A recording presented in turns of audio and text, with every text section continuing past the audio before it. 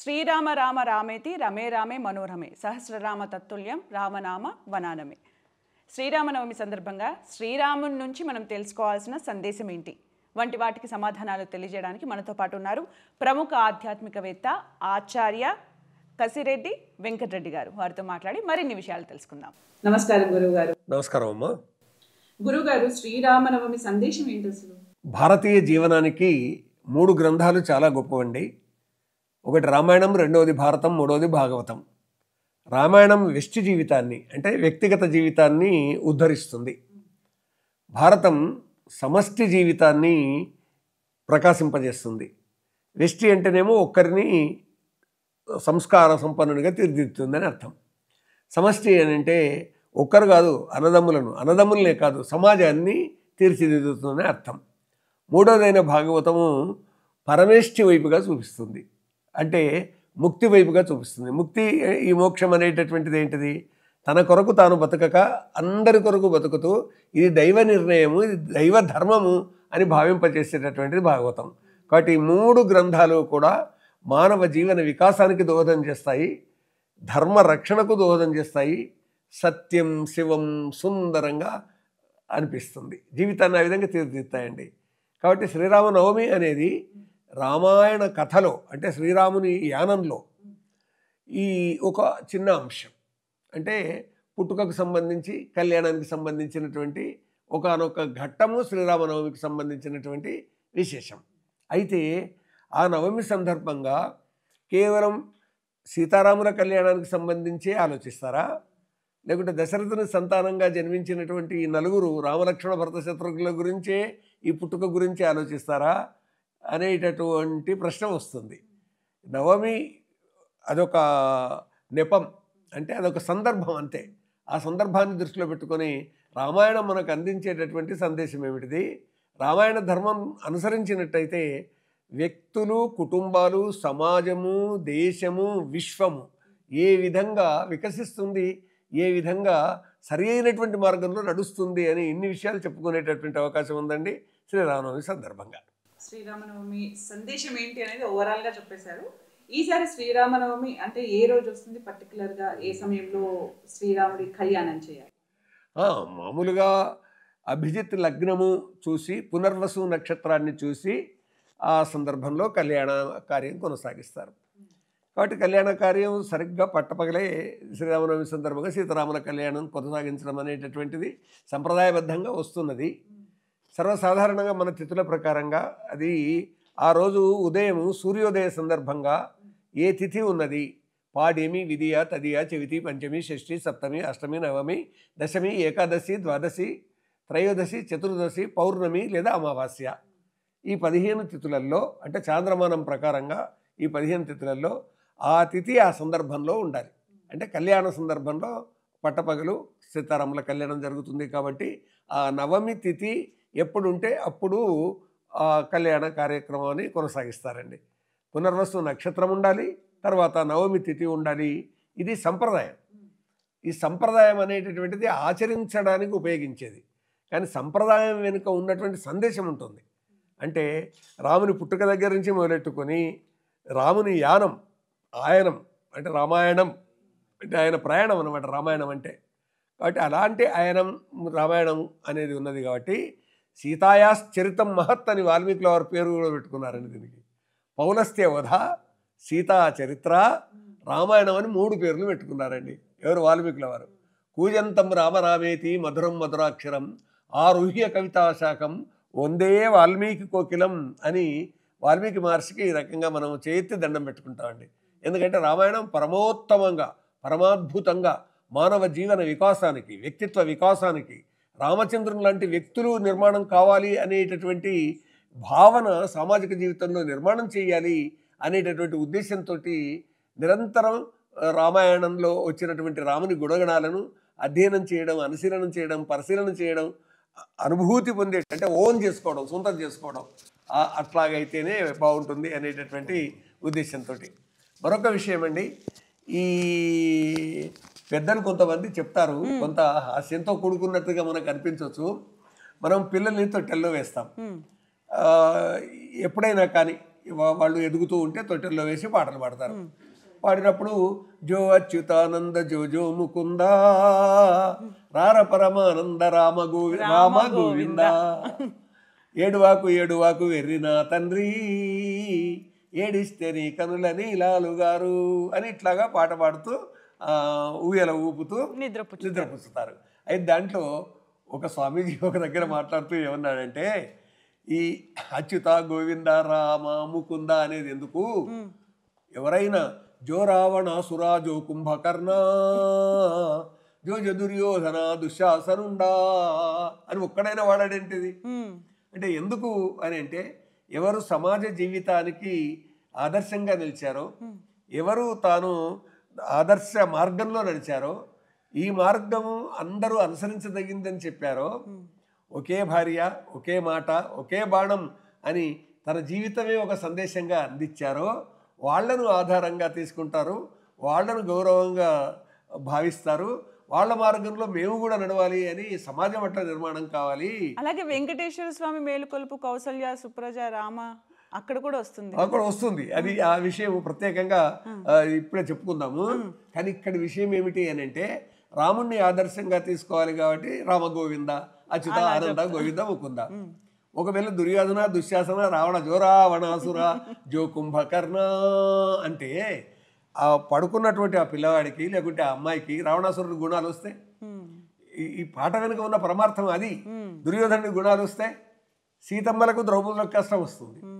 ఈ వీధిలో రావణాసురులు, వీధిలో దుర్యోధనుడు దుశ్శాసనులు ఉంటే వీధిలో ఉన్న సీతమ్మలకు ద్రౌపదమ్మలకు కష్టం వస్తుంది.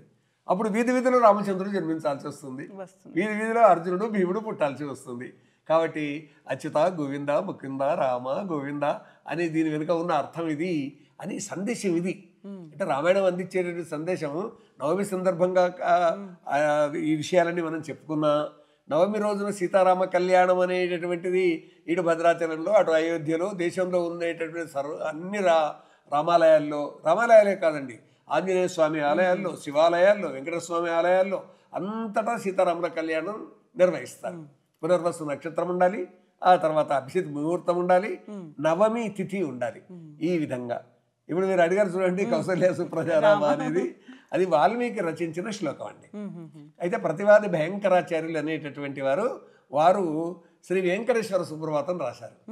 రాసినటువంటి సందర్భంగా మనం చదువుతాం, కమలాకుచ చూచుక కుంకుమతో నియతారుణితాతుల నీలతను ఇట్లాగా వెంకటాద్రి సమం స్థానం బ్రహ్మాండే నాస్తి కించన వెంకటేశ సమో దేవో నభూతో నభవిష్యతి, ఇలాగా వెంకటేశ్వర స్వామిని గురించి ఇవన్నీ చెప్పుకుంటుంటాం కదా. ఆ విధంగా ఆయన వాల్మీకి మీది గౌరవంతో, వాల్మీకి గొప్పతనాన్ని గ్రహించి, వాల్మీకి కవిచంద్రులు రాసినటువంటి, వాల్మీకి మునీశ్వరుడు రాసినటువంటి ఈ కౌసల్య సుప్రజారామ శ్లోకాన్ని తన సుప్రభాతంలో పైన తెచ్చిపెట్టుకున్నాడండి. ఆయన పేరు ప్రతివాది భయంకరాచార్యులు. ఆ విధంగా సుప్రభాతాన్ని అందించిన మహాత్ముడు ఆయన. అయితే ఏ సందర్భంలో వచ్చింది అది ఇప్పుడు అంటే వాల్మీకి ఏ సందర్భంలో రాశారు. దశరథుడి దగ్గరికి విశ్వామిత్రుడు వచ్చాడు. ఆయన యాగం చేస్తున్నాడు. యాగం విధ్వంసం చేయడానికి ప్రయత్నం చేస్తున్నారు. ఇప్పుడు చూడండి, ఎవరైనా యజ్ఞం చేస్తున్నారు, యాగం చేస్తున్నారు, లేదా ఒక సాహిత్య సదస్సు పెట్టారు, ధార్మిక సదస్సు పెట్టారు, 10 మంది కలిశారు, స్త్రీలు ఉన్నారు, పురుషులు ఉన్నారు, పిల్లలు ఉన్నారు, పెద్దలు ఉన్నారు, అందరూ ఉన్నారు. కానీ ఎవడో దుర్మార్గుడు ఒక రాయి వేయాలనుకుంటాడు, లేదా ఎవరో అది విధ్వంసం చేయాలనుకుంటారు. అప్పుడు వ్యవస్థ ఎవరు చేయాలండి? పరిపాలకులు దాన్ని రక్షించే వ్యవస్థ చేయాలి. ఎందుకంటే 10 మంది కలిసి మహానందంగా జరుపుకుంటున్నటువంటి ఉత్సవాన్ని భగ్నం చేయడానికి పూనుకుంటే ఎట్లా? కాబట్టి మేము యాగం చేస్తున్నాము, యజ్ఞం చేసుకుంటున్నాము, ఈ యాగాన్ని కొందరు వచ్చి విధ్వంసం చేస్తున్నారు, ఈ యాగం జరగకుండా చూస్తున్నారు, రక్తం వేస్తున్నారు, ఇంకా చెడు ద్రవాలు చల్లుతున్నారు, ఎముకలు వేస్తున్నారు, యాగాన్ని ధ్వంసం చేస్తున్నారు, యజ్ఞయాగాదులను ధ్వంసం చేస్తున్నారు. మరి ఎవరు రక్షకులు కావాలి? విశ్వామిత్రుడు తాను రక్షించుకోగలడు. ఆయన క్షత్రియ వంశం నుంచి వచ్చినటువంటి గాధి సుతుడు, ఒక రాజ్యానికి అధిపతి. కానీ తాను ఎప్పుడైతే తపస్సు స్వీకరించాడో ఆ స్వీకరించినటువంటి తపస్సు కారణంగా మునివృత్తిలో ఉన్నాడు. మునివృత్తిలో ఉన్నటువంటి వ్యక్తి ఆయుధం పట్టొద్దు. తాను ఒకవేళ శపిస్తే శపించవచ్చు గాక, తాను కాబట్టి రాజుగారికి ఈ విషయం చెప్పాలి. అందుకొరకు వెళ్ళేసి రాజుగారికి చెప్పాడు. రాజు నేనే వస్తాను దశరథుడు. కాదు కాదు మీ కొడుకులు రామలక్ష్మణులు పంపించండి అని అడిగాడు. అడిగితే వాళ్ళు చిన్నపిల్లలు అన్నాడు. చిన్నపిల్లలు ఏంటి, వాళ్ళు అన్నీ నేర్చుకున్నారు, నాకు మీరు పంపిస్తున్నారు పంపించండి అన్నారు. కాదు అని దశరథుడు కమ్ముండాడాడు. దాంతో విశ్వామిత్రుడు అయితే నేను వెళ్ళిపోతున్నా అన్నాడు. రాజుగారు దశరథుడికి భయం అనిపించింది. ఆయన అటు చూస్తున్నాడు. అప్పుడు వశిష్ఠ మహర్షి వాళ్ళ కులగురువు కాబట్టి రామలక్ష్మణులను పంపించండి, వాళ్ళకి లాభం కలుగుతుంది అని. ఎందుకంటే విశ్వామిత్రుడు వీళ్ళకి అస్త్రశస్త్రాలు ఇస్తాడు, అదే జరుగుతుంది. జృంభకాది మహాస్త్రాలు ఇస్తాడు. తర్వాత వీళ్ళిద్దరికీ అనేక విద్యలు చెప్తూ వెళ్ళేసి అనే కథలు కూడా చెప్పేసి ఆ సందర్భంలో వీళ్ళు నది ఒడ్డున ఆ రోజు రాత్రి నిద్ర చేస్తారు. పొద్దున్నే లేవాలి. అప్పుడు సూర్యోదయం కాబోతున్నది. సూర్యోదయం కంటే ముందే లేవాలి. కాబట్టి ఈ విధంగా అన్నారు. ఇప్పుడు మీరు చెప్పారు చూడండి శ్లోకం అది. కౌసల్యా సుప్రజా రామ పూర్వా సంధ్యా ప్రవర్తతే ఉత్తిష్ఠ నరశార్దూల కర్తవ్యం దైవమాన్నికం. దినచర్య చేయవలసిన అవసరం ఉంది. దేవునికి ఆన్నికం, దేవునికి చేయాల్సినటువంటి ఏ సంధ్యాది, ప్రభాత సంధ్య అంటామండి, మధ్యాహ్న సంధ్య అంటాము, ఆ తర్వాత సాయంకాలం అయినట్టు ప్రదోష సంధ్య అంటాం. 3 త్రిసంధ్యలు. ఈ త్రిసంధ్యల్లో కూడా భగవంతుని ధ్యానం చేయండి, జపించండి, భజన చేయండి, తపస్సు చేయండి, ప్రార్థన చేయండి. ఏదో ఒకటి ఈ త్రిసంధ్యల్లో చేసినట్టయితే మనస్సు ఆహ్లాదకరంగా ఉంటుంది, ఏకాగ్రత వస్తుంది అనేటటువంటిది. కాబట్టి ఏమని ఆయన నిద్రలేపాడు? కౌసల్య సుప్రజారామ, కౌసల్య నందనుడ సుప్రజ అంటే కొడుకు అని అర్థం. సుప్రజ మంచి పుత్రుడా. కౌసల్య యొక్క పుత్రుని అయినటువంటి ఓ రామచంద్ర, సుప్రజ పూర్వా సంధ్యా ప్రవర్తతే, పూర్వమున అంటే తూర్పున, సంధ్యా ప్రవర్తతే సూర్యుడు పైకి వస్తున్నాడు. ఉత్తిష్ట నరశార్దూల, నరశార్దూల నరులలోకెల్లా ఉత్తముడైనటువంటి వాడా. నరశార్దూల అంటే నరులలో ఉత్తముడమైనటువంటి ఓ రామచంద్ర, నిజానికి అబ్బాయే అతను. విశ్వామిత్రుడి అనుభవం ముందు, అతని ముందు ఓ 15-16 ఏళ్ళ అబ్బాయి అంతేనండి. ఇంకా కాకుంటే ఇవాళ మనకు నాటకాలలో సినిమాల్లో చూపిస్తున్నట్టుగా 20 ఏళ్ళు వచ్చినటువంటి విధంగా కనిపిస్తారండి. ఆ విధంగా చూపించేటటువంటి ఒక పద్ధతి, అంటే యవ్వనంలోకి అడుగు పెడుతున్నటువంటి ఒకనొక స్థితిగా మనకు చూపిస్తారు.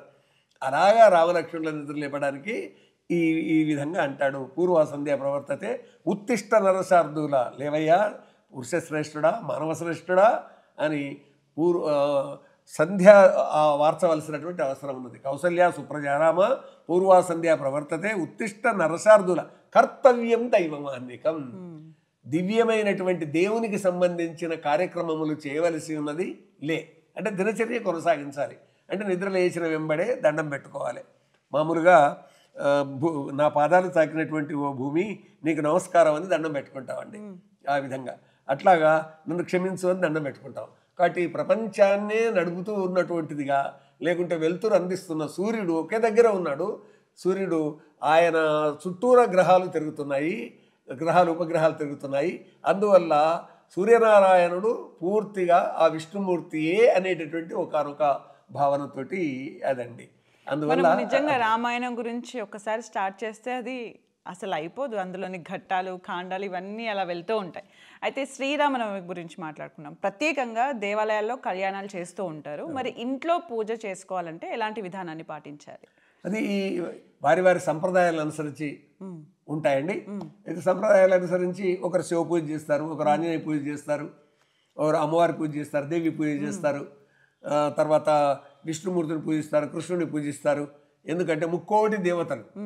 ఎందుకంటే మనకు ఎక్కడున్నాడు భగవంతుడు అనేటటువంటి ఒక ప్రశ్న వేసుకుంటే గీతాచార్యులు ఏమంటారంటే, ఈశ్వర సర్వభూతానాం హృద్దేశే అర్జున తిష్టతి భ్రామయన్ సర్వభూతాని యంత్రారూఢాని మాయయా అనేటటువంటి.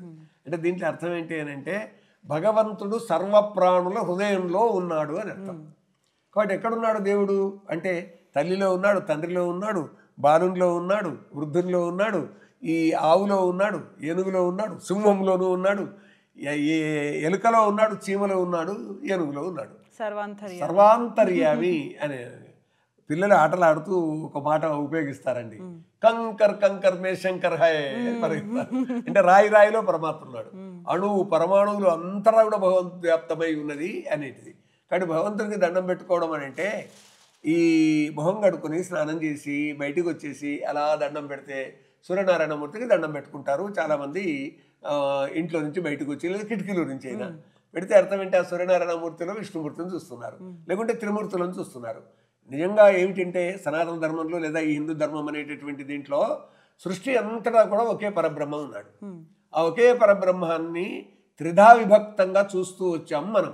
అంటే 3 విభాగాలుగా చేస్తూ వచ్చాం. అంటే మనము అని అంటే మన పూర్వీకులు అంటే ఎవరు, ఋషులు మునులు, వాళ్ళు మేధావులు అయినటువంటి వాళ్ళు. ఏమిటి 3 విధాలుగా వాళ్ళు చూసింది? సృష్టి చేసింది ఒకరు, సృష్టి నిలిపింది ఒకరు, సృష్టిలో చెడు ఉన్నట్టయితే దాన్ని దూరం చేసింది ఒకరు. కర్త భర్త హర్త. కర్త బ్రహ్మ, భర్త అంటే నిలిపినటువంటి వాడు విష్ణువు, హర్త అంటే సంహరించినటువంటి వాడు పరమశివుడు. కాబట్టి త్రిమూర్తులు బ్రహ్మ విష్ణు మహేశ్వరులు అని. కేవలం బ్రహ్మ విష్ణు మహేశ్వరులు ఒక్కరు కారండి. బ్రహ్మ నాలుక మీద వాణి అమ్మవారు ఉన్నారు, శారదామాత ఉన్నది, భారతి శారద వాణి అని ఆయనతో పాటు అమ్మవారు ఉంటారు.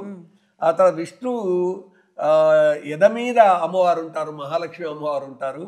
ఆ తర్వాత పరమేశ్వరుని సగభాగంలో అమ్మవారు ఉంటారు. ఆ అమ్మ శ్రీవాణి ఏ పేరుతో అమ్మను పిలుచుకున్నా కానీ గిరిజ ఆమె. పార్వతి, ఉమా, మహేశ్వరి, చండి, ఉమ అనేటటువంటి ఎన్ని పేర్లతో పిలుచుకున్న లలితా సహస్రనామాల్లో 1000 పేర్లు అమ్మవారి. కాబట్టి శక్తి స్వరూపిణి పార్వతి.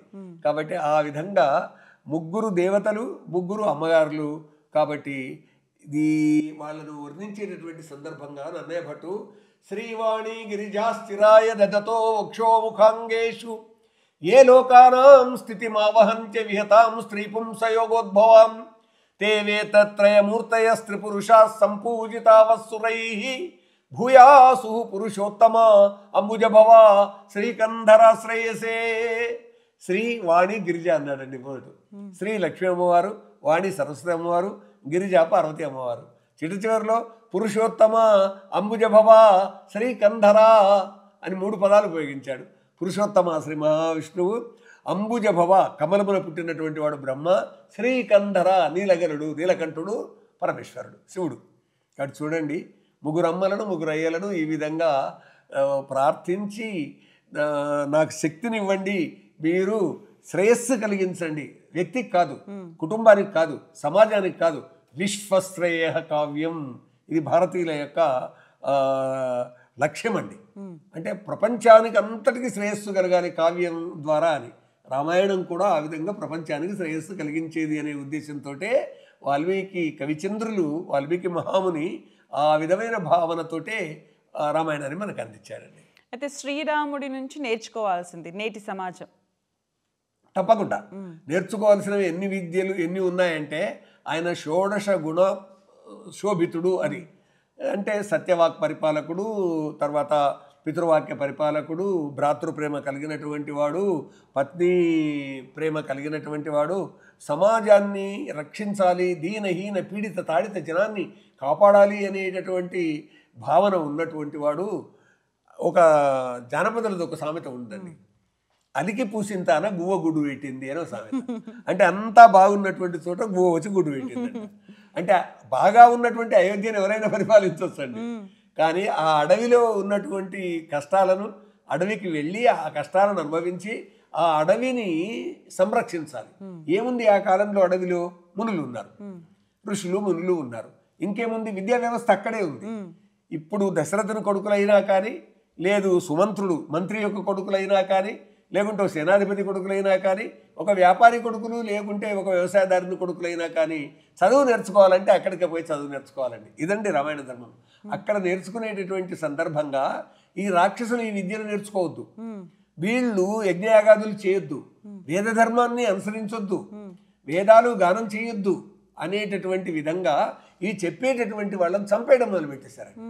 చంపడమే కాదు, వాళ్ళు మానవ మాంసాన్ని తింటారు కాబట్టి కేవలం పశుపక్షాదుల మాంసమే కాకుండా వాళ్ళు మానవ మాంసాన్ని తినడం మొదలుపెట్టేశారు. ఒక సంగతి చెప్తే ఆశ్చర్యపోతామండి, కళ్ళ వెంటి నీళ్ళు వస్తాయి అంతే. శ్రీరామచంద్రుడు పితృవాక్య పరిపాలన నిమిత్తం అరణ్యానికి వెళ్ళినటువంటి సందర్భంగా భరద్వాజుని ఆశ్రమం, సుతీక్ష్ణముని ఆశ్రమం, అగస్త్యుని ఆశ్రమం, ఈ ఆశ్రమాలన్నీ తిరుగుతుంటే ఒక ఆశ్రమం పక్కన ఒక పెద్ద గుట్ట కనిపిస్తుందండి. ఈ గుట్ట అంతా తెల్లగా ఉంటుంది, అది చూస్తే ఎముకల గుట్ట. ఏమిటి ఇది గుట్ట ఇంత తెల్లగా ఉంది అని అంటే, రాక్షసులు ఇక్కడ చదువుకుంటున్నటువంటి వారిని, చదువు చెప్తున్నటువంటి వారిని చంపి తిని పారవేసిన ఎముకలు అంటారండి. కదిలిపోతాడు రామచంద్రుడు. తాను ఎందుకు వచ్చాను ఇక్కడికి అనేది అప్పుడు తెలుస్తుందండి. అలా తెలిసి ఇది అంటే రక్షించడానికి రాముడు అనేసరికి కష్టాలలో భాగంగా వనవాసాన్ని చూస్తారు, కాకపోతే అక్కడ తను నేర్చుకుని తర్వాత పరిపాలనలో చూపించాడు. అదే సరిగ్గా చెప్పారు మీరు. కాబట్టి అక్కడ ఆయన కదిలిపోయి ఎట్లాగైనా ఈ విద్యాశ్రమాలను రక్షించాలి. చదువు జ్ఞానం ఉంటే కదండి ప్రపంచంలో నిలబడేది. ఒక పని మనం నేర్చుకున్నామంటే ఆ పనికి సంబంధించినటువంటి ప్రాక్టికల్ నాలెడ్జ్, తర్వాత థియరిటికల్ నాలెడ్జ్ అంటాను చూడండి. కాబట్టి ప్రయోగాత్మక జ్ఞానము కావాలి, సైద్ధాంతిక జ్ఞానము కావాలి. ఈ రెండూ కూడా రామచంద్రుడికి తెలుసు. కాబట్టి ఆయన ఈ రాక్షసులను అంతం చెయ్యాలి, ఈ ఆశ్రమాల మీద పడద్దు, విద్యా వ్యవస్థను నాశనం చేయొద్దు. ఎందుకంటే భారతదేశం మీద దండయాత్రలు జరిగినటువంటి సందర్భంగా తక్షశిల, నలంద మొదలైన విశ్వవిద్యాలయాల్లో ఉన్న గ్రంథాలయాన్ని కాలబెట్టారండి. మొత్తము గ్రంథాలన్నీ కాలిపోయినాయి. మరి గ్రంథాలలో ఉన్నటువంటి జ్ఞానం ఏమిటిది? ఆ జ్ఞానం మనిషికి అందాలి కదా. అసలు మన ధర్మమే వేదం నుంచి ప్రారంభమైంది. వేదాలను అపహరించారు సోమకుడు అనే రాక్షసుడు, అంటే జ్ఞానాన్ని అపహరించాడు. కాబట్టి ఆ జ్ఞానాన్ని మళ్ళీ తీసుకురావాలి కదా. తీసుకురావాలంటే విష్ణుమూర్తి మనకు అవతారాలలో మొదటి అవతారాల్లో ఒకటైనా మత్స్యమూర్తిగా మారి మత్స్యావతారం ఎత్తి తాను వెళ్ళి సోమకాసురుని సంహరించి ఆ జ్ఞాన భాండాగారాన్ని తెచ్చాడండి. ఇవాళ మనకు అది లభిస్తున్నది. కాబట్టి ఈ జ్ఞానం ఇంత గొప్పగా ఋగ్వేద, యజుర్వేద, అధర్వణ వేద, సామవేదాలు అనబడే 4 వేదాలు, నిజానికి 4 కావు వేదాలు, అనంతావై వేదాహ అని అంటారండి. కాబట్టి అనంతములైనటువంటి వేదములు మనకు అందడానికి కారణం ఇది. దాని ద్వారా మనకు అందే సందేశం ఏంటిది? మీ గ్రంథాలు కాపాడుకోనండి, అందులో ఉన్న జ్ఞానాన్ని మీ మనసులోకి తెచ్చుకోండి. సరిగ్గా చెప్పాలంటే పుస్తకంలోని మస్తకంలోకి తెచ్చుకోండి. ఎంత బాగుంది చూడండి. కాబట్టి అలాంటి జ్ఞానం ఉన్న కారణంగానే ఈ రక్షణ వ్యవస్థలో రామచంద్రుడు నిలబడి అరణ్యాలలో ఉన్నటువంటి వీళ్ళందరినీ కాపాడడం జరిగిందండి. శ్రీరాముడు పుట్టిన నక్షత్రము కానీ నవమి ఇవన్నీ కూడా ఎలాంటి జాతకాన్ని ఇస్తాయి అసలు? జాతకాలు ఎట్లా ఉన్నా కానీ, ఎందుకంటే సామాజిక జీవితంలో ఎలా ఉంటుంది అని అంటే, ఇప్పుడు చేయి చూసి చెప్పడమో లేకుంటే జ్యోతిష్ చక్రాన్ని ఆధారంగా చూసి చెప్పడమో ఇవన్నీ కూడా రామచంద్రుడు జన్మించినటువంటి పునర్వసు నక్షత్రం అండి. పెళ్ళి అయ్యింది అభిజిత్ లగ్నము, నవమి తిథి. కాబట్టి ఈ నవమి తిథి నాడు రామచంద్రుడు పుట్టాడు. నవమి పునర్వసు 2 కలిసి వచ్చినాయి అనుకోండి. నిజంగానండి భారతదేశంలో నవమి పునర్వసు 2 కలిసి వచ్చినటువంటి సందర్భంగా రామకళ్యాణాలు చేస్తారు, రాముడు జనించినటువంటి పుట్టుక కార్యక్రమాలు చేస్తారు, అంటే పుట్టినరోజు కార్యక్రమాలు ఉంటాయి చూడండి. ఆ విధంగా పునర్వసు నవమి అప్పుడప్పుడు కలిసి వస్తాయి. ఆ కలిసి వచ్చినటువంటి సందర్భంగా ఇక నక్షత్రం అశ్విని, భరణి, కృత్తిక, రోహిణి, మృగశిర, ఆరుద్ర, పునర్వసు చూడండి ఎట్లా వచ్చింది. అశ్విని, భరణి, కృత్తిక, రోహిణి, మృగశిర, ఆరుద్ర, పునర్వసు. పుష్యమి, ఆశ్లేష, మగ, పుబ్బ, ఉత్తర, చిత్త, హస్త, స్వాతి అని ఈ విధంగా రేవతి వరకు 27 నక్షత్రాలు ఉంటాయండి. ఈ 27 నక్షత్రాలు ఆధారంగాను, ఈ తిథులు పాడ్యమి, విధియ తది ఆధారంగాను, వారాలు సోమ, మంగళ, బుధ వారాల ఆధారంగాను, ఆయా సంవత్సరాల ఆధారంగాను చూసి పుట్టిన ముహూర్తాన్ని గడించి జాతకాలు రాయడం అనేటటువంటిది ఉందండి. కానీ మానవ సంకల్పం, మనిషి యొక్క మానసిక శక్తి జాతకము రాసినటువంటి దానిని కూడా దాటిపోయి మానవ మనస్సు చేసిన సంకల్పం, అతనిలో ఉన్న శక్తి జాతకంలో ఉన్నదాన్ని కూడా జయించి పైకి వద్దండి. జాతకంలో ఉన్నటువంటి ప్రకారంగా జరగదండి. జరిగితే జరుగుతుంది, కానీ అన్నింటికంటే గొప్పది ఏంటంటే దైవశక్తి. ఆ దైవశక్తి ఏంటంటే మనసులోకి దేవుని శక్తిని ఆహ్వానించడం. రాముణ్ణి ఆహ్వానించండి, కృష్ణుణ్ణి ఆహ్వానించండి, త్రిమూర్తులను ఆహ్వానించండి, అమ్మవారిని దేవిని ఆహ్వానించండి. ఏ కనకదుర్గ, ఏ విజయదుర్గ, ఏ దేవి అమ్మవారు శక్తిమాతను ఆహ్వానిస్తే ఇక భయం ఎక్కడండి. అందుకే చూడండి, మనం ఆశ్వయుజ పాడ్యం నుంచి మొదలెట్టుకొని నవమి నవరాత్రులలో వరుస పెట్టేసి మహాకాళి, మహాలక్ష్మి, మహాసరస్వతి అని భ్రామరి మొదలైనటువంటి పేర్లతోటి అమ్మవార్లను ధ్యానించిన దాని వెనుక ఉన్న అర్థం ఏమిటి అని అంటే, ఈ శక్తి మాకు తల్లి అని. అందుకేనండి ఒక సంగతి చెప్తే మనం ఆశ్చర్యపోతాము. జాతీయ ఉద్యమం జరిగి భారతీయులకు అందరికి స్వాతంత్రం కావాలనే కోరిక ఉన్నప్పుడు వందే మాతరం, వందే మాతరం అనేటటువంటి విధంగా బంకించంద్ర చటర్జీ దాంట్లో భారత మాతను ఏమన్నాడంటే శక్తి స్వరూపిణి అన్నాడు. త్వం హి దుర్గా దశ ప్రహరణ ధారిణి. కమలా కమలదడి విహారిణి వాణి విద్యాదాయిని అన్నాడండి. అలాగ చేతి దండం పెట్టాలి. ఆ పాదాలు తీసేసి వాళ్ళ ఉందే మాత్రం మనం చదువుకుంటున్నాం. ఓ తల్లి భారతమాత నీవు దుర్గవు మాకు శక్తి నీవు. ఓ తల్లి భారతమాత నీవు లక్ష్మి మాకు సంపద నీవు. ఓ తల్లి భారతమాత నీవు చదువుల సరస్వతివి మా అందరికీ జ్ఞానాన్ని అందించు అని ఎంత బాగా సమన్వయం చేశారు చూడండి. ఒక పౌరాణికమైనటువంటి అంశాన్ని ఒక జాతీయోద్యమంలో నాయకత్వం వహించేటటువంటి విధంగా మేము భారతమాత పూజారులం కావాలి అనేటటువంటి ఒక భావన కలిగేటటువంటి విధంగా అట్లాగా అన్వయం చేసుకోవడం ఉందే. అలాగా ఉన్నటువంటి ఆ గ్రంథాలనే సార్వకాలీనములు, సార్వజనీనములు, సార్వదేశికములు అని అంటారండి. అట్లాగా రామాయణం సార్వకాలికం, సార్వజనీనం, సార్వదేశికం అండి. నిత్యం సత్యవాక్య చెప్పేటటువంటిదిగా భావిస్తాం మనం. ఓకే, శ్రీరామనవమి రోజు కళ్యాణం చేస్తూ ఉంటాము. ఈ రోజుల్లో రాముడి నుంచి సీత నుంచి దంపతులు ఏం నేర్చుకోవాలి? కళ్యాణంలో కూర్చుంటారు అన్నీ ఓకే, కానీ వాళ్ళ నుంచి రామాయణం నుంచి ఏం నేర్చుకోవాలి అసలు? తప్పకుండా అండి.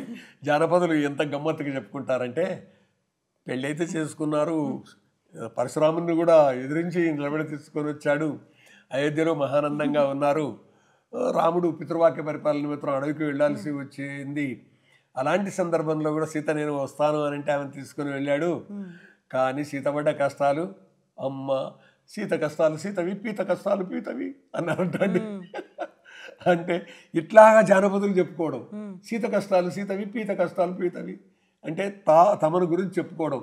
ఆ అమ్మవారే అన్ని కష్టాలు పడ్డారు, మరి ఇంత మంచి ముహూర్తంలో జరిగితే ఏమిటిదంతా అనేటటువంటిది. కాబట్టి ఎన్ని కష్టాలైనా రాని రామాయణ ధర్మంలో ఈ సీతమ్మ వారు తన ధర్మాన్ని వదిలిపెట్టలేదు. రాముడు కూడా సీతను రక్షించడంలో తన ధర్మాన్ని వదిలిపెట్టలేదు. కాబట్టి మనకు అందించేటటువంటి సందేశం ఏంటి? సీతారాముల కళ్యాణం. కళ్యాణం జరిగింది, కానీ కళ్యాణం జరగడానికి ముందే రాముడు ఈ యజ్ఞయాగాదులను రక్షించాడు, తాటకి అనేటటువంటి రాక్షసుని సంహరించాడు. ఆ తర్వాత చేసినటువంటి పని అహల్యను ఉద్ధరించాడు. పతిత పావన రామ అని. నిజానికి అహల్య నిందబడ్డది. మన తెలుగు వాళ్ళు ఎంత గొప్పవాళ్ళు అంటే, అదృశ్యగా ఉండు అని వాల్మీకి రాస్తే గౌతముడు ఆమెను రాయిగమ్మన్నాడని రాసేశారండి. లేదండి రామాయణంలో. అంటే వాల్మీకి రచించిన రామాయణంలో అహల్యను రాయిగమ్మన్నట్టుగా లేదండి. కానీ అదృశ్యగా ఉండు, లోకము ఆడిపోసుకుంటుంది, ఊరికే కనిపిస్తే ఎవరికి కనిపించకుండా ఉంటే అందరు మర్చిపోతారు. కాబట్టి నీ మీద నిందబడింది, అందువల్ల ఆ నిందకు దూరంగా ఎవరికి కనిపించకుండా ఉంటే ఎవరు నిందించరు. అట్లే అదృశ్యగా ఉంటుంది. కానీ ఏ రామచంద్రుడు ఆ వనంలో అడుగుపెట్టిన తర్వాత అహల్యకే తాను నమస్కరించి అహల్య చేత ఆశీర్వాదము తాను పొంది ఆ తర్వాత కళ్యాణరాముడు అయినాడు. కాబట్టి అలాంటి అహల్య కదా అని లోకం అనుకొని అహల్యను గౌరవించడం ప్రారంభించింది. సీత, మండోదరి, అహల్య వీళ్ళందరూ కూడా సప్తకన్యలుగా ప్రచారంలో ఉన్నటువంటి విషయం అండి. చాలా అద్భుతమైన విషయము. అందువల్ల అలాగ రామచంద్రుడు కళ్యాణ రాముడై సీతమ్మ వారిని వివాహం చేసుకొని ఊర్మిళ లక్ష్మణులు, మాండవి భరతులు, శృతకీర్తి శత్రుఘ్నులు నలుగురు కూడా అయోధ్యకు వచ్చారు. కాబట్టి ఈ దాంపత్య జీవితాన్ని మనం ఆహ్వానిస్తాం, ఆచరిస్తాం. ఎన్ని కష్టాలు వచ్చినా కానీ సీతమ్మ వారు రాముని వైపుగా వచ్చేసింది. రాముడు సీతమ్మ వారిని మళ్ళీ అపహరించినటువంటి వాడిని సంహరించి వెనక్కి తీసుకొని వచ్చేసాడు. కాబట్టి ఎన్ని కష్టాలు వచ్చినా కానీ దంపతులు మళ్ళీ తాము 10 మందికి మార్గదర్శనంగా నిలబెట్టేట్టుగానే ఉండాలి అనేటటువంటిదే సీతాధర్మం కానీ రాముని ధర్మం కానీ దాంపత్య జీవితానికి సంబంధించి, కుటుంబ జీవితానికి సంబంధించినటువంటి సందేశం ఇదండి. అట్లా ఇప్పుడు మనం రాముడి గురించి మాట్లాడుకుంటే ఎలా బ్రతకాలి, అలాగే తండ్రి మాట ఎలా వినాలి, ఇవన్నీ మనం అనుకుంటూ ఉంటాం. కానీ జనరల్ లైఫ్లోకి వచ్చేసరికి సీత గురించి మాట్లాడడానికి కష్టాల గురించే మాట్లాడతారు. నిజంగా సీత సంతోషించిన క్షణాలు కానీ ఆనందించిన క్షణాలు కానీ ఎందుకు ఎక్కువగా ప్రాచుర్యంలోకి రాలేదు? రామాయణం ఏం చెప్తుంది? ఇన్ని కష్టాలు పడ్డా కానీ వజ్ర సంకల్ప శక్తితోటి తాను చెక్కు చెదరకుండా ఎన్ని కష్టాలు పడింది. అరణ్యంలో రాముని వెంబడి ఉంది. 13 సంవత్సరాల 4 నెలలు అరణ్యంలో రామునితోటే ఉంది. కాబట్టి కష్టాలు ఏమున్నాయి? 13 సంవత్సరాల 4 నెలలు. అది వరకు వివాహం అయిన తర్వాత అయోధ్యకు వచ్చారు. అయోధ్యలో సంతోషంగా ఉన్నారు. 4 అన్నదమ్ములు, 4 వారి భార్యలతో సంతోషంగా ఉన్నారు. ఆ తర్వాత ఈ భరతుడు శత్రుఘ్నుడు మేనమామ ఇంటికి పోయాడు. ఆ సందర్భంలో రాముడిని యువరాజుగా చేయాలనుకున్నాడు. మందర చెప్పినటువంటి మాటలు విన్నటువంటి కైక 2 వరాలు కోరుకున్నది. ఆ 2 వరాల ప్రకారంగా రాముడు 14 సంవత్సరాల అరణ్యానికి వెళ్ళాలి. ఆ తర్వాత భరతుడు రాజపట్టాభిషిక్తుడు కావాలి. కానీ కాలేదు అట్లాగా. భరతుడు రాజపట్టాభిషిక్తుడు కాలేదు. కానీ తండ్రి ఇచ్చిన వరాన్ని తాను అమలుపరుస్తాను అనేటటువంటి ఉద్దేశంతో పితృవాక్య పరిపాలన నిమిత్తం రామచంద్రుడు అరణ్యానికి వెళ్ళాడు. అయితే ఒక్కటండి, ఇక్కడ వాల్మీకి రామాయణంలో సీతమ్మ వారిని అపహరించుకొని పోయాడు మాయలేడిని ఉపయోగించి, మారీచుని ఉపయోగించి. అప్పుడే చెప్తాడు, రామో విగ్రహవాన్ ధర్మ సాధు సత్య పరాక్రమ అంటాడు మారీచుడు.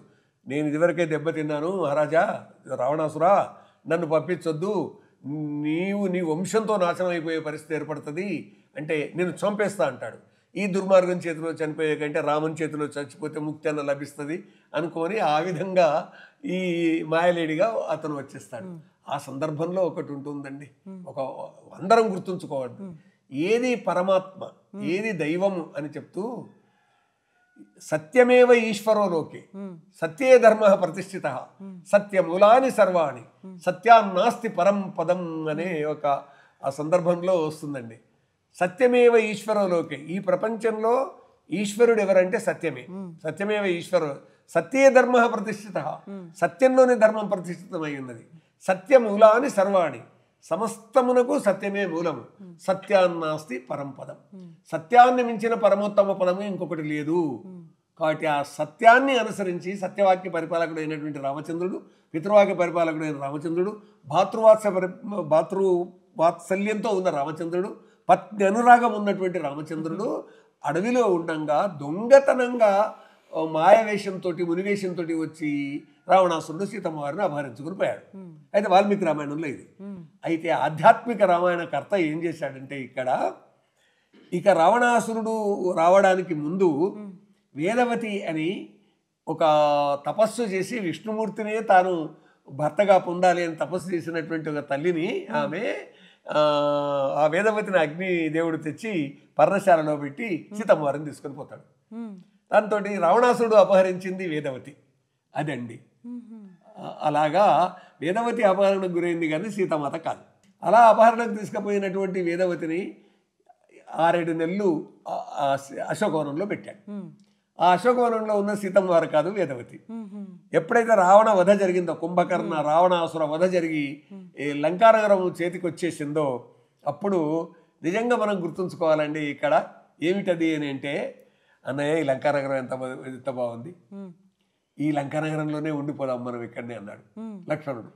అంటే అప్పుడు రాముడు ఏమన్నాడంటే, ఇది భారతీయ ప్రజానీకం హృదయాలలో నాటుకున్నటువంటి విషయం అండి.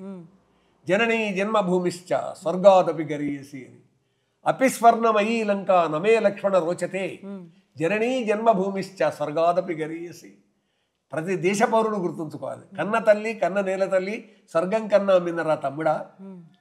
అందువల్ల ఇది బంగారుమయం కానిగాక ఈ లంక నాకు అక్కర్లేదు, నేను పుట్టిన నేల నాకు అది స్వర్గం కన్నా మిన్న, నా కన్న తల్లి నా నేల తల్లి నాకు స్వర్గం కన్నా మిన్న, కాబట్టి మనం అయోధ్యకు వెళదాము అని. ఇలా అన్నటువంటి సందర్భంలో సీత అగ్ని ప్రవేశము చేయాల్సి వస్తుంది. ఎందుకంటే జనం ఇన్ని నాళ్ళు రావణాసురుడి పంచన ఉన్నటువంటి సీతమ్మని ఎందుకు తెచ్చుకున్నాడు రాజు అంటారు అనే ఉద్దేశంతో రాముడు కోరితే ఆంజనేయుడు విభీషణుడు వాళ్ళు ఏర్పాటు చేసినటువంటి స్థితిలోనికి అమ్మవారు వెళ్ళిపోతారు, స్వచ్ఛందంగా వెళ్ళిపోతారు. వెళ్ళిపోతే అప్పుడు అగ్నిదేవుడు, అంటే ఆధ్యాత్మిక రామాయణం ప్రకారంగా 2 సీతలతో బయటకు వస్తాడు. ఒకరేమో వేదవతి, మరొకరు అసలు సీత. వచ్చేవరకు అందరు చూస్తూ ఉంటారు. సీతమ్మ, నిజమైన సీతమ్మ వారు వచ్చేసి అయోధ్యకు నన్ను తీసుకుని వెళ్ళండి, ఈమెను కూడా తీసుకుని వెళ్ళండి, ఈమెను పెళ్లి చేసుకోండి అంటే. ఈ జీవితంలో ఈ అవతారంలో ఒకే భార్య, ఒకే మాట, ఒకే బాణం. నేను నీ కోరికను తప్పకుండా తీరుస్తాను, కానీ కలియుగంలో నేను వెంకటేశ్వర స్వామిగా శ్రీనివాస పరబ్రహ్మముగా అవతరిస్తున్నాను. అప్పుడు ఈ వేదవతి నారాయణవనం ఆకాశరాజు కూతురుగా పద్మావతిగా జన్మిస్తుంది, అప్పుడు నేను ఈమెను స్వీకరిస్తాను అంటాడు. తరిగొండ వెంగమాంబ వెంకటాచల మహాత్మ్యం అనేటటువంటి కావ్యంలో ఈ విషయాన్ని స్పష్టంగా చెప్పిందండి. కాబట్టి రామాయణంలో సీతమ్మ వారు పడ్డటువంటి కష్టాలు ఏవైతే ఉన్నాయో అక్కడ ఉన్న 8 నెలల పాటు అవి కూడా సీతమ్మ వారు పడలేదు, వేదవతి అనేటటువంటి ఆ భక్తురాలు పడింది. ఆ భక్తురాలి కోరిక ఆ విధంగా కలియుగంలో తీరింది. వెంకటేశ్వర స్వామి పద్మావతిని వివాహం చేసుకోవడం వల్ల అని. కాబట్టి కవులు ఇది ఎవరి కల్పన అంటే వాల్మీకి మహర్షి కాలంలోనే వచ్చినటువంటిది ఆధ్యాత్మిక రామాయణం. కాబట్టి లోకం ఈ విధంగా అంటున్నది అని తెలిసి ఉండి కూడా, అగ్నిదేవునికి తెలిసి ఉండి, రావణాసుడు అపహరిస్తాడని తెలిసి ఉండి కూడా ఎట్లా సీతమ్మ వారిని తప్పించలేదు అంటారు కదా. అందుకొరకు ఎన్ని కష్టాలైనా పడడానికి నేను సిద్ధం అని. ఎందుకంటే రావణ సంహారం జరగాలి. జయ విజయులు అనేటటువంటి రాక్షసులు మొదటి అవతారంలో వాళ్ళు హిరణ్యాక్ష హిరణ్యకశిపులుగా పుట్టారు. రెండవ అవతారంలో రావణ కుంభకర్ణులుగా పుట్టారు. అంటే రాబోయే మూడో అవతారంలో శిశుపాల దంతరోక్తులుగా పుడతారు. కాబట్టి ప్రతి అవతారంలో వీళ్ళని సంహరించాలి కదా. సంహరించాలి అంటే మొదటి అవతారంలో హిరణ్యాక్ష హిరణ్యకశిపులను సంహరించడానికి వరాహ అవతారంతో నరసింహ అవతారంతో సంహరించాడు. ఇప్పుడు రామావతారంలో రావణ కుంభకర్ణులను సంహరించాలి. కథ అలా నడవాలి. కాబట్టి ఇలాగా జరిగిందండి. కాబట్టి సీతమ్మ వారు స్థిరంగా ఉన్నారు, రాముడు సీతమ్మ వారిని రక్షించాడు. కాబట్టి ఇవాళ కూడా మనకు అందేటటువంటి సందేశం ఏమిటిది? ఈ సీతా కళ్యాణం ద్వారా, శ్రీరామనవమి ద్వారా అందేటటువంటి సందేశం ఏంటి అని అంటే, తప్పనిసరిగా కళ్యాణాలు జరగాల్సిందే. కళ్యాణాలు జరిగిన తర్వాత ఆ దంపతుల మీద ఎవరైనా దాడి చేసినట్టయితే, దాడి కాదు కానీ పరశురాముడు వచ్చాడు, శివుని విల్లు విరిచాడు కాబట్టి ఈ విష్ణువు విల్లు విరవగలడా అనేటటువంటి ఆగ్రహాన్ని వ్యక్తం చేశాడని అంటారు. నిజమే. అంతేకాదు పరశురామ గర్వభంగం అని కూడా అంటారు. కానీ పరశురామ గర్వభంగం అనకూడదండి, అది చాలా తప్పు.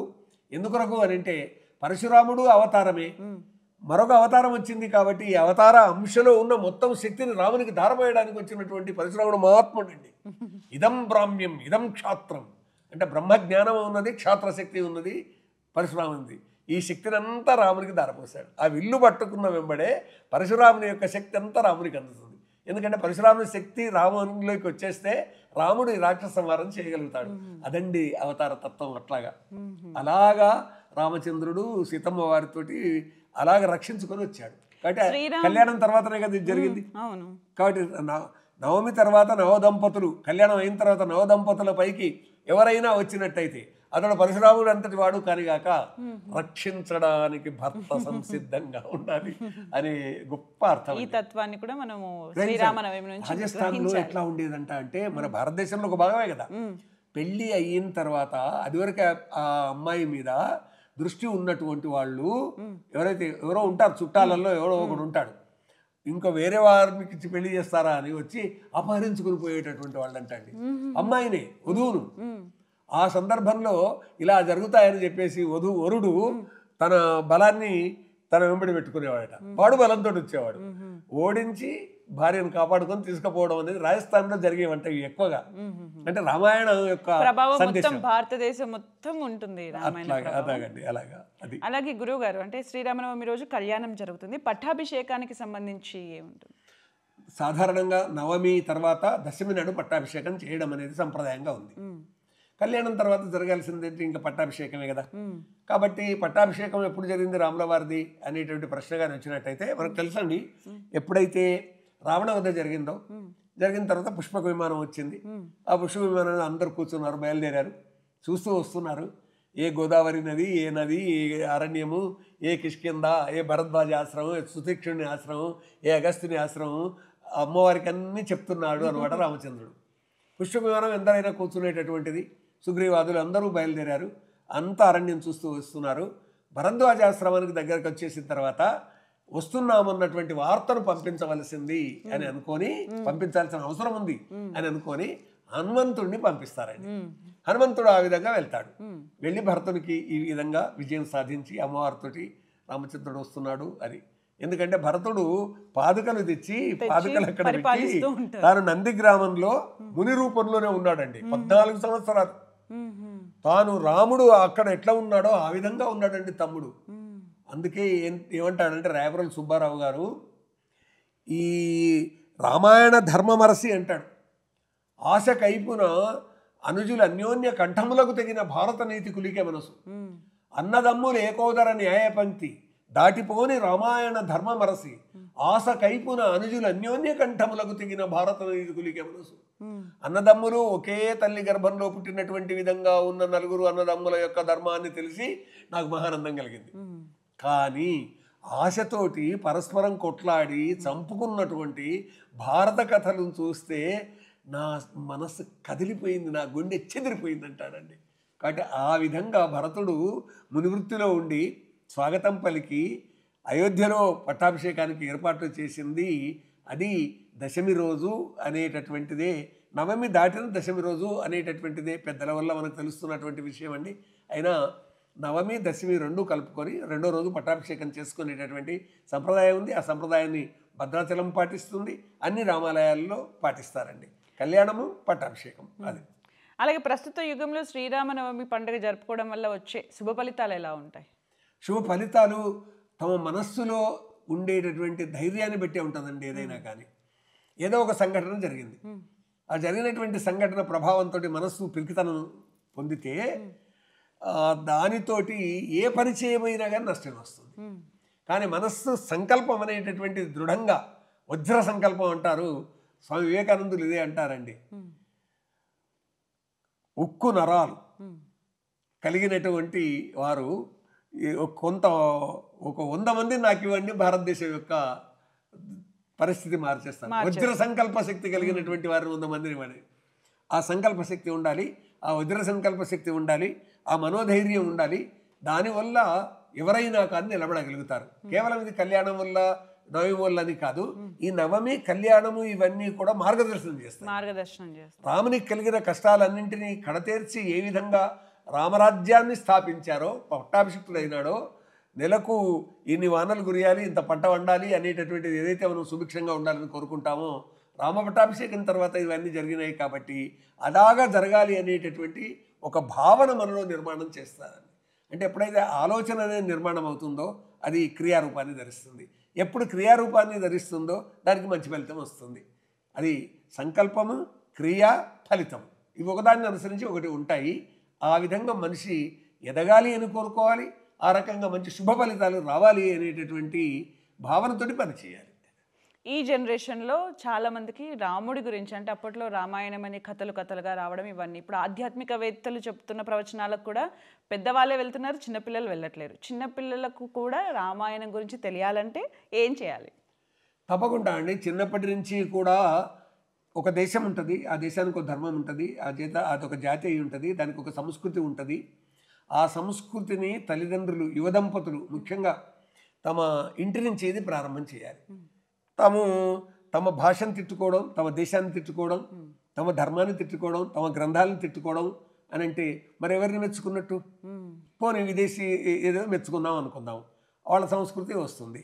ఎప్పుడైతే ఆ దేశం సంస్కృతి వీళ్ళ మనసులోకి నాటుకుంటుందో ఆ దేశాలకు బానిసలు అయిపోతారు. వాళ్ళు దండయాత్ర చేసి వచ్చారనుకోండి, ఆహ్వానించే వాళ్ళు కొందరు ఉంటారు, ఆహ్వానిస్తారు. అప్పుడేమవుతుంది? భారతదేశం ఏ విధంగానైతే 8వ శతాబ్ద ప్రారంభంలో విదేశీయుల చేతుల్లోకి వెళ్ళిపోయిందో, ఆ తర్వాత మొత్తం భారతదేశాన్ని ఆక్రమించడం జరిగిందో, ఇది నా దేశం, ఇది నా ధర్మం, ఇది నా జాతి, ఇది నా సంస్కృతి అనేటటువంటి భావన నిర్మాణం కావాల్సినటువంటి అవసరం ఉంది. అట్లా ఉన్నప్పుడే దేశాన్ని రక్షించుకుంటారు. విష్ణు పురాణంలో ఒక గొప్ప శ్లోకం ఉందండి. ఆ సింధు సింధు పర్యంత యస్య భారత భూమిక పితృభూహు పుణ్యభూశ్చైవ సవై హిందూ రుతి స్మృత అని. సింధు నది నుంచి హిందూ మహాసముద్రం వరకు ఉన్నటువంటి ఏ భూభాగం అయితే ఉన్నదో ఆ భూభాగాన్ని నా మాతృభూమి, నా పితృభూమి, నా కర్మభూమి, నా పుణ్యభూమి, నా జన్మభూమి అని ఎవరైతే భావించుకుంటారో వాళ్ళు రక్షించుకుంటారండి. ఎవరైతే భావించుకోరో ఇది భోగభూమి.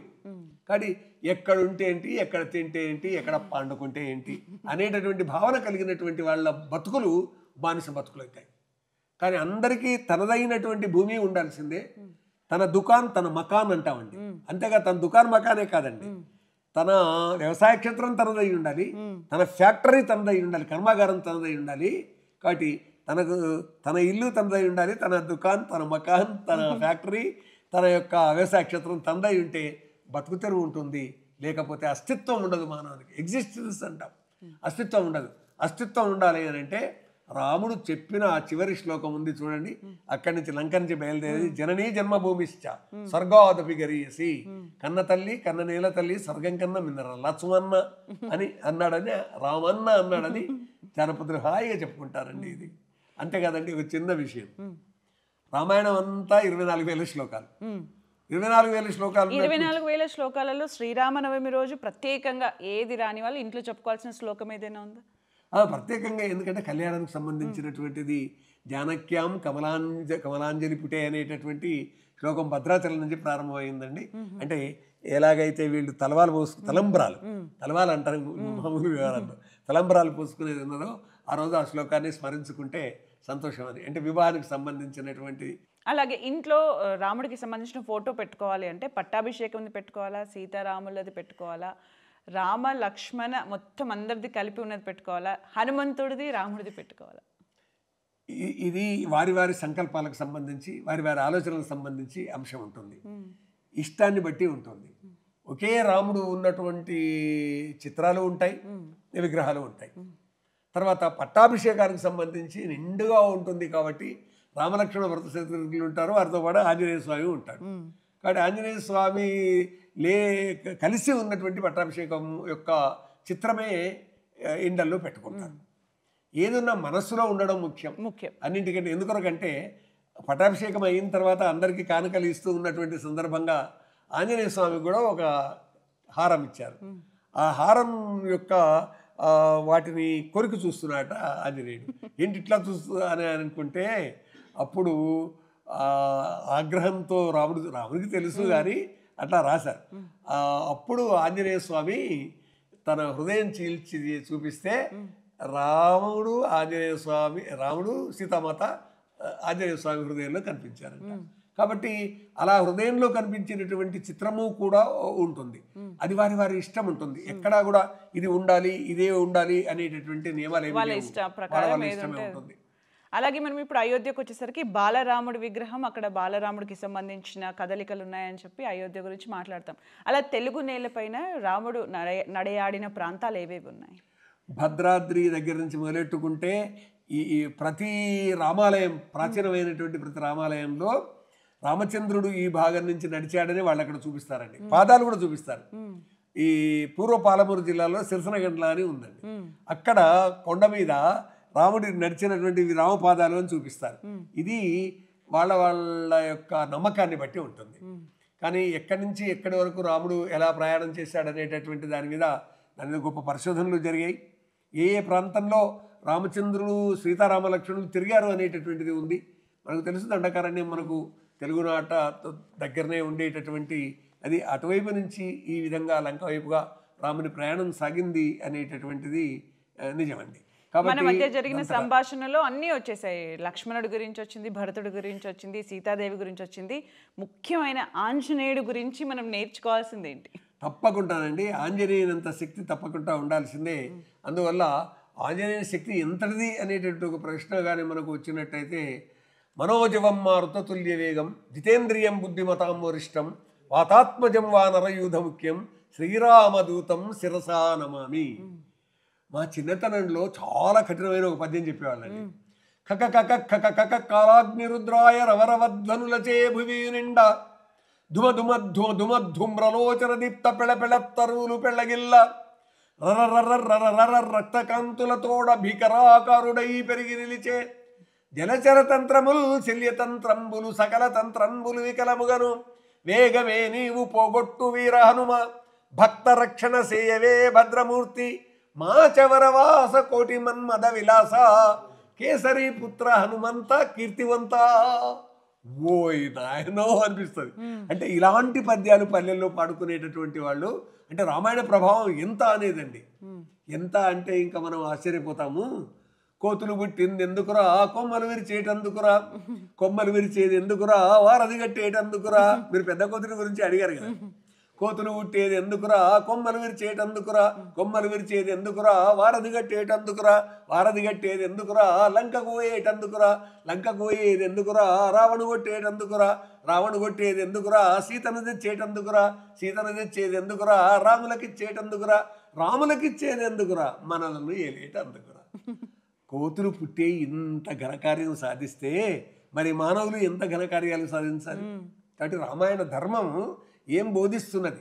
సీతారాముల కళ్యాణం ద్వారా భార్యాభర్తలు ఎలా ఉండాలి అనేటటువంటి ధర్మం బోధించవచ్చు. కష్టాలు వచ్చినట్టయితే ఏ విధంగా సీతమ్మలు ఉండాలి, ఏ విధంగా రామయ్యలు ఉండాలి అనేటటువంటి సందేశాన్ని అందించవచ్చు. కాబట్టి రామాయణం మొత్తం అడుగడుగున అనేక అంశాలలో కూడా మనీషి కావడానికి, మానవుడు దివ్య మానవుడు కావడానికి మార్గదర్శనం చేస్తుంది. మీరు అన్నారు ఇంతకుముందు లక్ష్మణుడే లంకను చూసి లంకలో ఉందామని అనుకున్నాడంటే అంత మంచి లంక అనేది ఒక మంచి రాజ్యంగా మనం చెప్పుకోవచ్చు, సుభిక్షంగా ఉండే రాజ్యంగా. మరి అలాంటి రావణుడి నుంచి నేర్చుకోకూడనివి ఏంటి? రావణాసురుడు బ్రహ్మజ్ఞాని, బ్రహ్మవేత్త. అక్కడ వేదాలు నిరంతరం చదవబడేవి. అలాంటి రావణాసురుడు తనకు ఉన్నటువంటి శాపం కారణంగా అతనికి 5-6 శాపాలు వచ్చి ఉంటాయి. అనంగుడనే మహారాజు శాపం ఇస్తాడు. తర్వాత నలకూబరుని భార్య రంభ, కుబేరుడు రావణాసురుని తండ్రి అన్నదమ్ములండి. లంకా నగరాన్ని నిర్మాణం చేసింది కుబేరుడండి. పుష్పక విమానం కూడా కుబేరుందండి. ఈ రావణాసురుడు కుబేరుణ్ణి పారద్రోలి లంకా నగరాన్ని ఆక్రమించుకుంటాడు. అంతేకాదు పుష్పక విమానాన్ని లాక్కుంటాడు. అన్నింటికంటే పెద్ద తప్పు అతడు చేసింది, కుబేరుని కొడుకు నలకూబరుడు, నలకూబరుని భార్య రంభ చేయి పట్టుకుంటాడు. ఆ రంభ శాపం ఇస్తుంది, ఇష్టము లేని ఏ స్త్రీ చేయి నీవు పట్టుకున్నా అప్పుడే నీ తల 1000 ఒక్కలైపోతుంది అని. అదండి రంభ ఇచ్చినటువంటి శాపం. ఆ విధంగా ఉమాదేవి శాపం ఇస్తుంది. ఈ 5-6 రకాల శాపాలు, అనంగుడనే మహారాజు ఇచ్చిన శాపం, రంభ ఇచ్చిన శాపం, రంభ భర్త నలకూబరుడు కూడా శాపం ఇస్తాడు. ఈ విధంగా ఇన్ని శాపాలు పొందినటువంటి రావణాసురుని ద్వారా నేర్చుకోవాల్సింది ఏంటి అంటే, నీకెంత జ్ఞానం ఉండని, నీవెంత తపస్సు చేయని, బ్రహ్మను నీవు మెప్పించినా కానీ నీ మనస్సులో ఉన్నటువంటి ఏవైతే సమాజం నచ్చని, చట్టం మెచ్చనటువంటి పనులు ఎవరు చేసినా, అంటే సామాజిక జీవితంలో ఏ నియమాలు ఉన్నాయో ఆ నియమాలకు భిన్నంగా అందులో రాజు అయినటువంటి వాడు చేస్తే ఏం జరుగుతుంది అని. అందుకే ఓ చిన్న జానపదుల కథ ఉందండి ఇక్కడ. మండోదరి చింతిస్తున్నాడు, రావణాసురుని అడుగుతుంది, ఏం చింతిస్తున్నారు అని. అంటే అదివరకే ఆమె చెప్పి ఉంటుంది కానీ వినడు. రామును పుణ్య గుణాభిరాము త్రిజగద్రక్షైక దీక్షాగురున్ సామాన్యక్షితిని అతుగా తలచి తత్సామర్థ్యం ఊహింపక ఆ భూమిశాగ్రని దేవి ఉత్తమ సతిన్ పూతవ్రతన్ నీ కులక్షేమంబుల్లని భంగి తెచ్చితి ప్రభుశ్రీనింత గ్రహింతురే. భాస్కర రామాయణంలో ఉంటుంది ఇట్లా. అంటే ప్రభువు దైవం యొక్క సంపద అమ్మవారు అంత అవమానపరుస్తారా అని అంటే చింతించుకుంటా ఉంటే, ఎందుకు చింతిస్తున్నారు? ఇది జానపదులు చెప్పింది, వాల్మీకి రామాయణం లేదు. ఎందుకు నేను ఇన్నాళ్ళు సీతమ్మ వారిని తెస్తిని, యశోవరంలో పెడితిని, కానీ నేను అనుకున్న విధంగా సీత నాకు అనుకూలంగా లేదు అని అంటాడు. అయితే రాముని వేషం వేసుకొని సీత దగ్గరికి పొమ్మంటాడు. ఎవరు? మండోదరి. ఆ పని ఇప్పటికే చేశారు. అంటే ఏమైంది అంటుంది మండోదరి. రాముడు ఉండే దేహంలో కాముడు ఉండడం లేదంటాడండి. జానపదులకు చేయెత్తి మొక్కాలండి. ఇది వాల్మీకి చెప్పలేదు, నేనే. మన జానపదులు అంటే మన తాత ముత్తాతలు, వాళ్ళు చదువుకోకపోవచ్చు కానీ సామాజిక జీవితంలో ఎవరు ఎట్లా ఉండాలి, భార్యాభర్తలు ఎట్లుండాలి, అత్తమామలు ఎట్లుండాలి, తల్లిదండ్రులు ఏ విధంగా ఉండాలి, అన్నదమ్ములు ఎలా ఉండాలి, కోడళ్ళు ఏ విధంగా ఉండాలి, ఈ ధర్మమంతా కౌటుంబిక జీవితంలో వాళ్ళకందరికీ తెలుసండి. కాబట్టి ఇంత కథగట్టి ఏమనిపించారు ఈ రావణాసురుని నోట అంటే, రాముడు ఉండే దేహంలో కాముడు ఉండడం లేదు. ఎప్పుడైతే రాముడు అనేటటువంటి వేషం వేసుకున్నాడో ఆ రాముని గుణాలే మొత్తం వచ్చేసినాయి అని. ఎంత బాగుందండి కథ.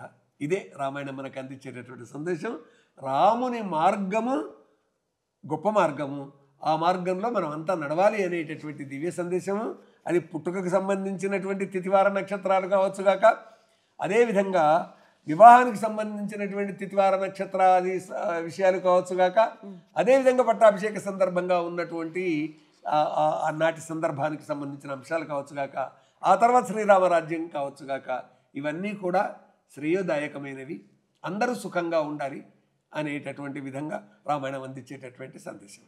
చాలా చక్కగా వివరించారు. శ్రీరామనవమి సందర్భంగా రామ సందేశాన్ని, శ్రీరామనవమి సందేశాన్ని చాలా చక్కగా వివరించినందుకు ధన్యవాదాలు గురువుగారు. నమస్కారం అమ్మ. చూశారు కదండి, రాముడి నుంచి నేర్చుకోవాల్సిన విషయాలు చాలా ఉన్నాయని, ఈనాటి సమాజానికి అవన్నీ చాలా ముఖ్యమని కూడా ఆధ్యాత్మికవేత్తలు చెబుతున్నమాట. మరొక్కసారి శ్రీరామనవమి శుభాకాంక్షలతో నమస్కారం.